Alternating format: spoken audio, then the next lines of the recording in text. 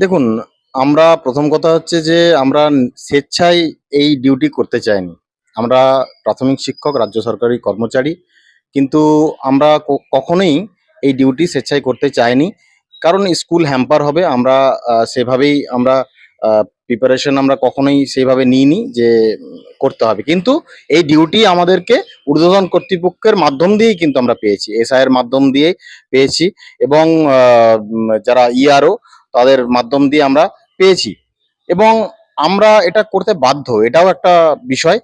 কিন্তু তা সত্ত্বেও আমরা দেখলাম আমাদের আদরণীয় মাননীয় মুখ্যমন্ত্রী উনি যে ভাষাতে পরোক্ষভাবে আমাদেরকে বিএলওদেরকে সমগ্র বিএলওদেরকে একটু মানে বলে দিতে চাইলেন যে এই ডিউটি আপনারা এমনভাবে করুন যাতে কোনো নাম না বাদ যায়।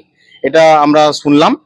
কিন্তু যেটা আমাদের বিষয় যে ভুয়ো ভোটার যদি আমাদের যেটা দায়িত্ব বা কর্তব্য এখনো ট্রেনিং সম্পূর্ণ হয়নি, কিন্তু যতটুকু আমরা শুনেছি যে আমরা মৃত ব্যক্তির নাম আমরা যাতে বাদ দিতে পারি এবং ভুয়ো ভোটার যাতে আমরা না তুলি, এগুলোর আমাদের ইনস্ট্রাকশন আছে এবং আমরা প্রপার ডকুমেন্ট নিয়ে আমরা কাজ করব। আমরা নিরপেক্ষভাবে কাজ করতে চাই, এখানে কোনো রাজনীতির বিষয় আসছেই না। ইলেকশন কমিশন তার নোটিফিকেশন যখন হবে ডেট অফ ইলেকশন, তখন থেকে এটা ইলেকশন কমিশনের আন্ডারে যায়।